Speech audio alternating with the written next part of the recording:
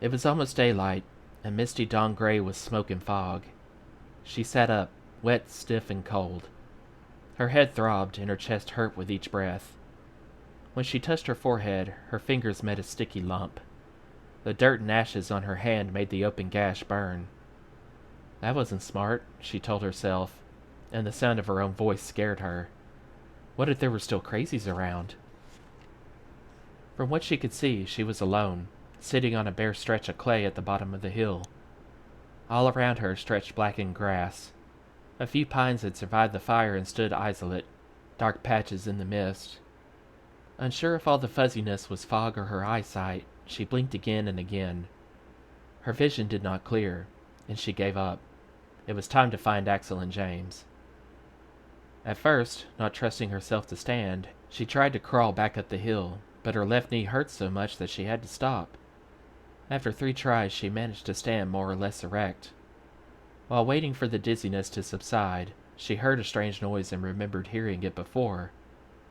The same sound had wakened her, a high-pitched whine combined with dry snapping noises, like branches breaking.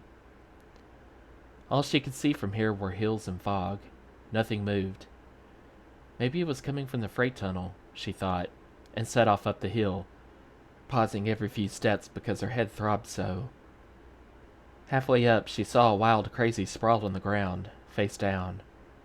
She could not be sure that it was dead, but it did not move. After waiting a few minutes, she went on. The whining sound grew louder. James and Axel lie almost where she'd left them, near the ashes of their original fire. Most of the brush they'd gather lie unburned. The fire had never reached it.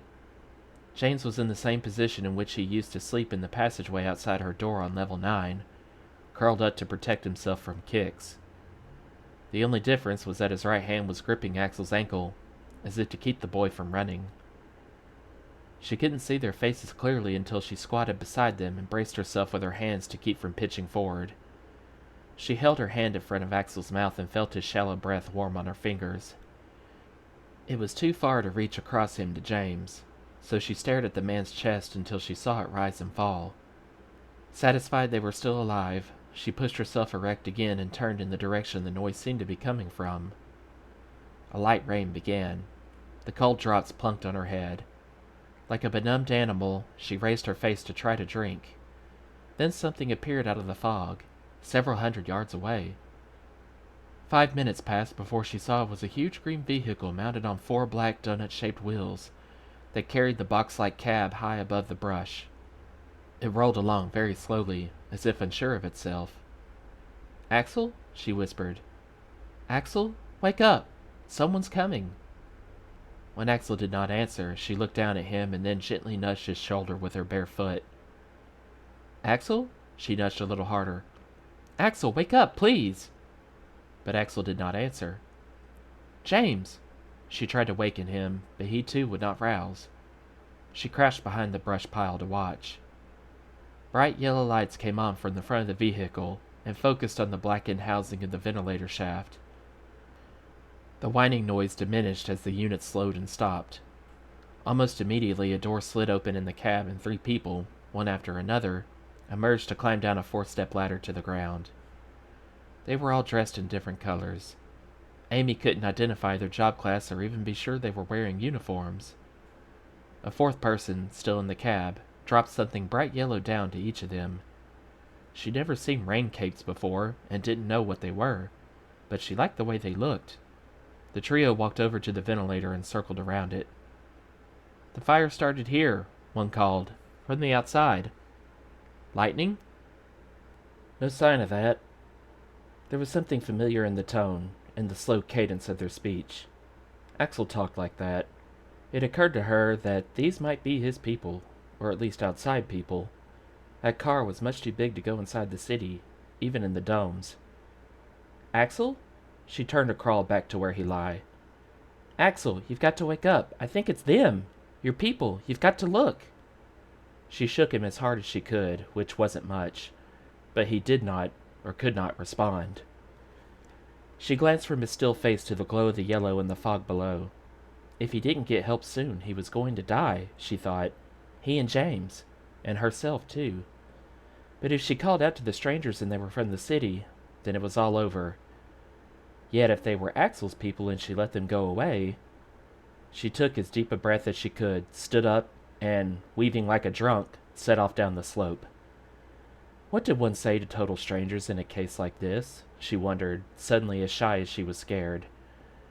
Hello, are you from the city? Hello, do you know anyone who lost a boy? And if they were his people, what would they think of her? Look, the man in the cab called and pointed. Up there, on the hill. The 3 yellow capes stopped moving, and Amy felt her stomach cramp from nerves. She felt, rather than knew, definitely that they were staring at her. For a moment she hesitated, then staggered on. It was too late now to change her mind. It's a child. How did it get out here? It can hardly go anymore. Look at the way it's walking. It's hurt. She saw them start to run toward her, and she stopped, frightened as much by their remarks as by their sudden rush. Did she look as bad as they implied? Before she had time to worry about it, they loomed up in front of her. One dropped to his knees and reached out to take her hands. She pulled back at his touch. Don't be afraid, he said. We won't hurt you. Who are you? How did you get here? Asked another. She looked up at the blur that was their faces. My name is Amy, she said, slowly and distinctly so she wouldn't have to waste energy repeating things. We walked, from the city, Axel and James and me. None of them responded, and she couldn't see their expressions to guess what their reactions were.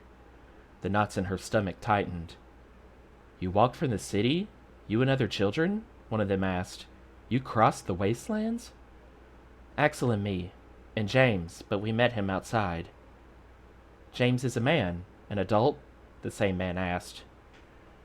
We can get the details later, the kneeling man said briskly. Let's find her friends and see what kind of shape they're in. They're sleeping, Amy said. I can't make them wake up. There was another little silence, and then the man beside her rose and brushed off his knees. Maybe we can, he said. Why don't you show us where they are? You're not from the city, are you? She wanted to be sure. No, we live in...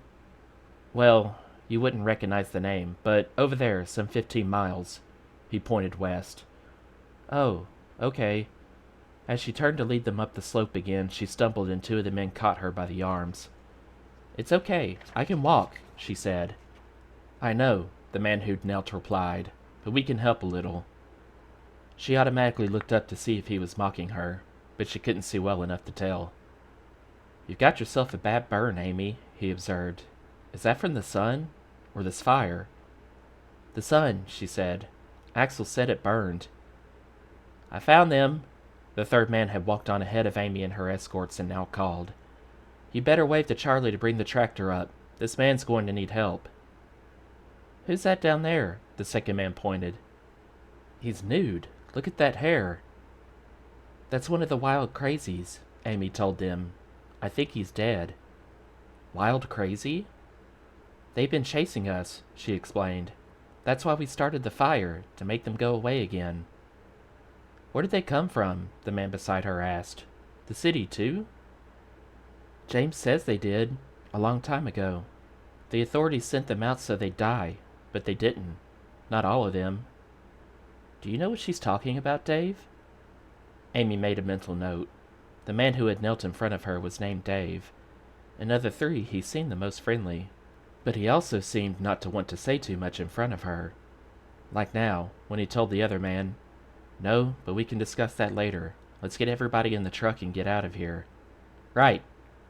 Come over here and see this, the lead man called. He looks like an animal. Is he definitely dead? Dave called back. Yeah. Then let's check out those 2 first. Yeah, okay, but... Reluctantly, the 3rd man rejoined them. Dave turned and beckoned to the car below. The big vehicle made a whining noise and slowly began to move up the slope at an oblique angle. Amy watched as the man dropped to one knee beside Axel, who lay on his stomach, his head pillowed on his arm. He's still breathing, he announced after a bit. Let me move him first so we have room to work on the man.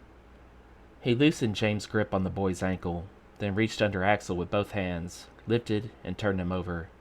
We'll get him. For a second, Amy thought someone had hit the man because he jerked violently and then dropped to both knees and made a funny sound. But she hadn't seen anybody else move. "What is it, Dave?" his friend asked. "You hurt?" "I think it's Michael." "Under all that crud, it's Michael! It's Michael!" The other two men leaned over to look at Axel's face. "He's so thin." "It sure looks like him," one man agreed. "It's Michael," Dave repeated, and as he lifted Axel to cradle him close, the boy moved. "Dad?" Amy heard Axel say. "How did you get here?" And then Dave sounded like he had started to laugh, but the sound ended more like he was going to cry. Axel reached up and touched the man's face. "I'm glad to see you," he said. "I was afraid I'd never see you again. I tried and tried to get out, and then Amy—" He went still and then twisted in his father's arms. "Amy, she ran into the fire. The smoke was so thick and she ran, and I went after her, but I couldn't find her. I looked and looked, and then James brought me back and wouldn't let me hunt anymore. And then he got burned, and I think she's dead." His voice broke. "No, Michael. Michael, listen." "She didn't answer, Dad. She saved my life, and now she's dead." "She's here, Michael. Right over there." "She came to get us, son," one of the other men said. "She's alive. Come over here, Amy, so he can see you." And then, with an exuberant swoop, the man lifted Amy off her feet and set her down beside the pair. The shock of being lifted, along with the abrupt up and down movement, was the last thing Amy needed at the moment. She saw Axel reach out a hand toward her and knew he was talking, but she couldn't hear the words for the buzzing in her head. The world went gray. She felt a big arm go around her waist, and then nothing.